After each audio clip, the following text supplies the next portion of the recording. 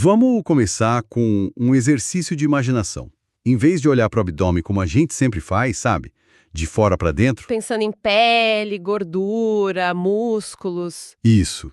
Vamos inverter tudo. O que a gente veria se estivéssemos dentro da cavidade abdominal, olhando para a parede por dentro. Qual é a vista que os nossos órgãos têm, né? Exato. É.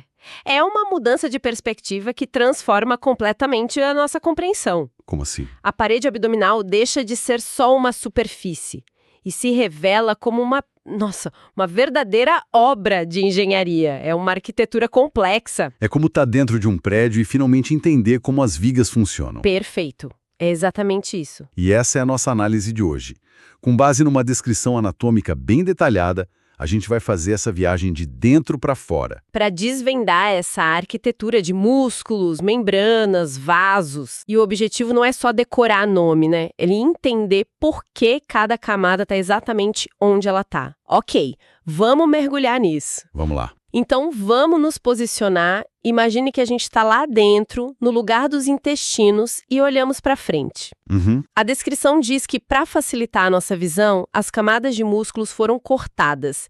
E logo de cara, um deles se destaca, o mais profundo. O músculo transverso do abdômen. Exato. E o nome dele já entrega tudo, né?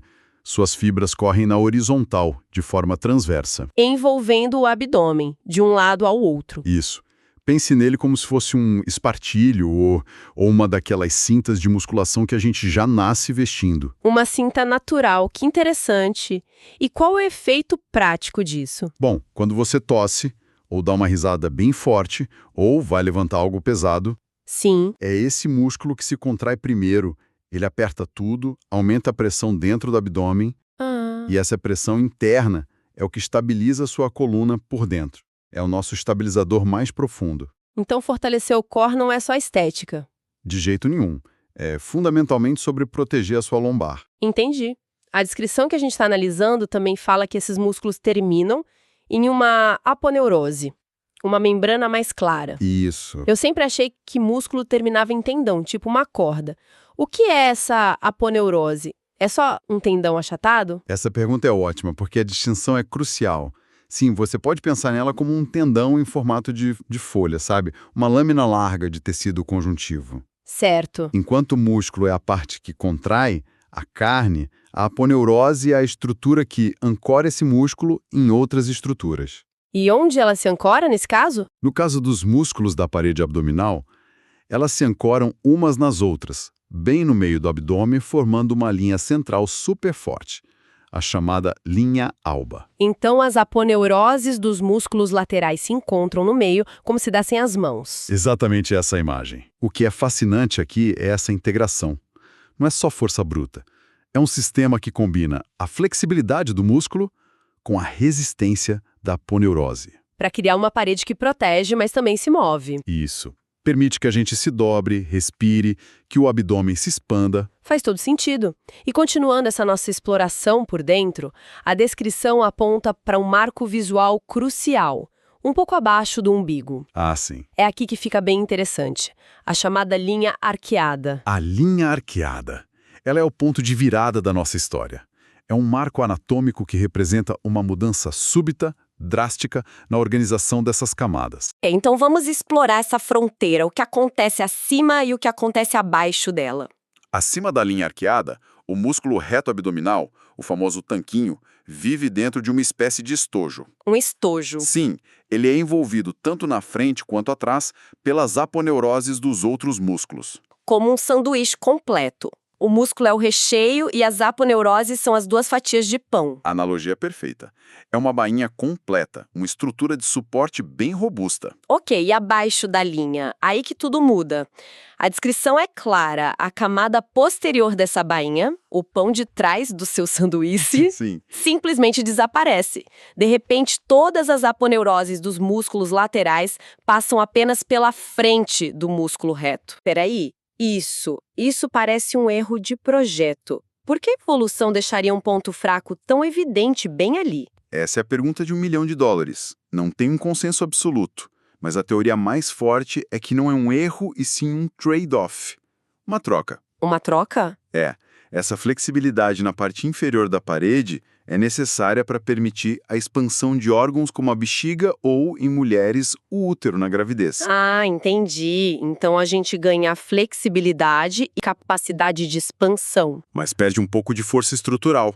É uma troca. Nossa! Então se a gente pudesse passar a mão nessa parede interna, a sensação mudaria muito ao cruzar a linha. Completamente. Seria como passar de uma parede de tijolos para uma de gesso, talvez. Sério? Sim. Acima da linha, você sentiria a rigidez da bainha completa por trás do músculo. Abaixo, a bainha some e o que te separaria dos órgãos seria basicamente o músculo e uma membrana bem mais fina, a fáscia transversal. Que não é a mesma coisa que a aponeurose. Não mesmo. Se a aponeurose é uma lona de caminhão super forte, a fáscia é mais como um filme plástico resistente. É forte, mas não aguenta a mesma tensão. E essa mudança de terreno tem consequências, imagino. Com certeza. É o motivo anatômico pelo qual as hérnias inguinais e outras hérnias da parte inferior do abdômen são tão comuns. Então não é um defeito. Não. É uma característica do nosso design.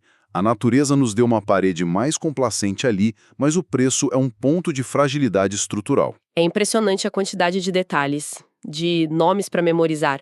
Músculo transverso, reto abdominal, aponeurose, fáscia, linha arqueada. É complexo. Eu fico pensando na dificuldade que um estudante de medicina enfrenta para não só decorar isso, mas para criar um mapa mental 3D que funcione na prática, sabe? Exato, na hora de um diagnóstico ou de uma cirurgia. Meu cérebro tá tentando montar esse quebra-cabeça. Ufa! E esse é o maior desafio da anatomia. Não é sobre memorizar listas, é sobre entender as relações espaciais, as relações funcionais. E como se faz isso? Com muita repetição e principalmente testando o conhecimento o tempo todo, com casos clínicos, questões que te forcem a pensar, ok, se a estrutura é assim, o que acontece se algo dá errado aqui? Falando exatamente sobre essa necessidade de testar o conhecimento, a gente sabe que dominar tantos detalhes exige muito preparo. Se você é estudante e quer se preparar de verdade, entra agora em medcolb.com.br, baixe o app e aproveite o maior banco de questões do Brasil, com provas anteriores de todas as instituições, questões comentadas, resumos práticos, aulas completas e flashcards prontos para revisar onde quiser. É uma forma de transformar toda essa complexidade em um conhecimento que realmente fica. Sem dúvida. É uma ferramenta valiosa para construir esse mapa mental tridimensional de que a gente estava falando. Exato. Mas voltando para nossa visão interna, a parede não é feita só de camadas de músculos e membrana, certo? Não, claro que não. A descrição também destaca a fiação e a tubulação que correm por dentro.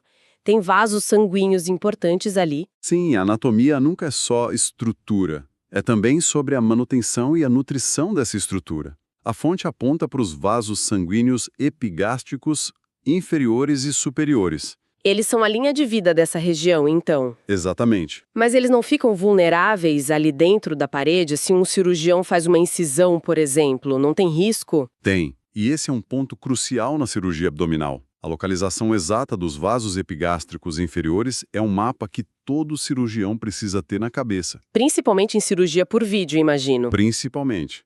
Danificar esses vasos pode causar sangramentos graves e transformar um procedimento simples numa emergência. A anatomia aqui não é teórica, é um guia prático. E por onde eles correm para se proteger? Eles sobem justamente por dentro da bainha do reto, aquele estojo que a gente descreveu. Viajam protegidos entre o músculo e as aponeuroses. Ah, que inteligente! E o mais elegante é como eles funcionam. Os vasos epigástricos inferiores vêm de baixo, da região da pelve. Certo. E os superiores vêm de cima, da região do tórax. E no meio do caminho, ali perto do umbigo, eles se encontram. Eles se conectam. Sim, eles se anastomosam. É o termo técnico para essa conexão. Isso cria uma rede redundante de suprimento de sangue. Um plano B da natureza. Exato. Se por algum motivo o fluxo de uma direção for comprometido, a outra pode compensar e garantir que o músculo não morra por falta de oxigênio. É um design incrivelmente resiliente. Muito. Quer dizer, no fim das contas, a parede do abdômen tá mais para um motor ligado do que para a parede de uma casa, né? Precisamente. Ela tá o tempo todo queimando combustível, precisando de reparos. De um fluxo constante de material para se manter funcionando. Ver esses vasos na nossa visão interna é um lembrete poderoso de que a gente está olhando para um tecido vivo, dinâmico. Então, vamos juntar as peças. Para mim, o primeiro grande ponto é o poder da perspectiva. Olhar a parede abdominal de dentro para fora revela uma arquitetura que a gente nunca imaginaria. Concordo. O segundo ponto, para mim, é a linha arqueada. Ela deixa de ser só um nome num livro e se torna a chave para entender um compromisso evolutivo. A troca entre estabilidade e flexibilidade. Isso, que explica por que certas áreas são mais suscetíveis a problemas como hérnias. Não é um defeito, é uma consequência do nosso design. E o terceiro ponto que os vasos sanguíneos deixaram claro é que essa parede é um sistema vivo, integrado. A engenharia dos músculos só funciona porque tem um sistema de nutrição inteligente correndo por dentro dela. Uma arquitetura viva. Essa é a definição perfeita. Isso me deixa com um pensamento final. Manda? Nós estabelecemos que, abaixo da linha arqueada, a parede posterior que suporta o músculo reto é visivelmente mais fina. E entendemos que isso é um trade-off. Certo. Então a pergunta para refletir é, sabendo disso, como essa característica anatômica específica, essa fragilidade planejada, poderia influenciar não apenas a formação de hérnias, mas também a abordagem de um cirurgião ao reparar essa área? Nossa. É um ponto que conecta diretamente essa anatomia detalhada a uma decisão clínica muito comum e crítica. Uma pergunta excelente, que mostra como cada detalhe do nosso mapa interno tem uma consequência prática no mundo real. Fica a reflexão. Muito obrigada pela atenção.